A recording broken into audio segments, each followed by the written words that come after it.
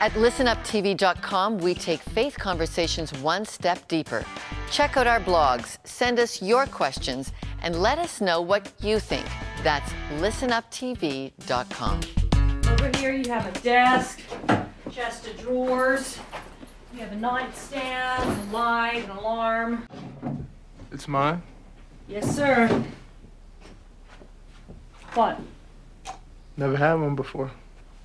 What, a room to yourself? A bed.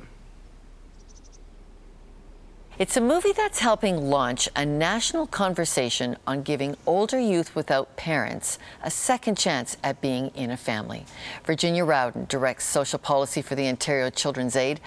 Virginia, why is this such a hard topic to have a conversation about, giving older youth family? And I think, Lorna, so many of us know young people who are struggling.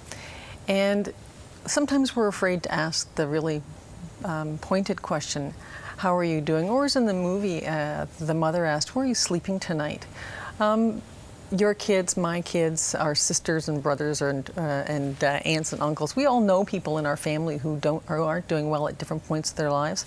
But we have this sort of social etiquette about let's not ask that question in case it's too intrusive. Literally, we should ask at-risk kids. Asking. We can see them. Where are you sleeping tonight? Or, you know, I think just a few questions to kids will help you. We know, we can see the kids who aren't doing well. I think we just have to be very honest with ourselves that we can recognize that they need help, and really all that needs to happen is the first question to start the conversation. If we don't explore this idea of taking care of older youth when they've aged out in foster care, what are the risks they face? Well, the risks they face are the ones that they're facing today. So we've got young people who are leaving family care at 16 and 17 years old. That's the way our system in terms of the Child and Family Services Act is constructed. The normal kids in normal families in Canada are leaving home at the age of 27, 26, 27. That's the last time they leave home. For our kids, the first and the last time they're leaving home is when they're 17, before their 18th birthday. So if you imagine kids in care who have struggled, the reason they're in care, they are in care for a reason. They've had trauma, they've had loss. They're generally behind their peers in terms of school, their emotional development.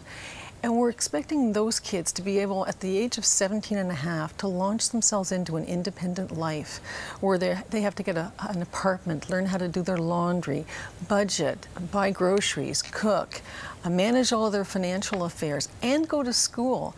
And we already know that they're a couple of years behind in school. They're not finished high school yet. And then we expect them to do all this and get a part-time job because they need to do that to survive. So then we ask ourselves, why? What are the risks? It's almost impossible to make it with that kind of a challenge in front of you. Okay, we want to go now to a mother you've introduced us to, Marjorie Snyder. And she did adopt an 18-year-old. Actually, an 18-year-old approached her and said, will you adopt me? Let's listen to Marjorie's description of what happens when youth leave their corporate parent of social services. So you go, you leave, you turn 18, so your birthday actually becomes the worst day of your life in some cases because you lose your family. You go into your apartment, and that night you kind of lay in a bed, and I'm sure you look up at a ceiling and you wonder, what's going to happen? Virginia, is that really how bleak it is?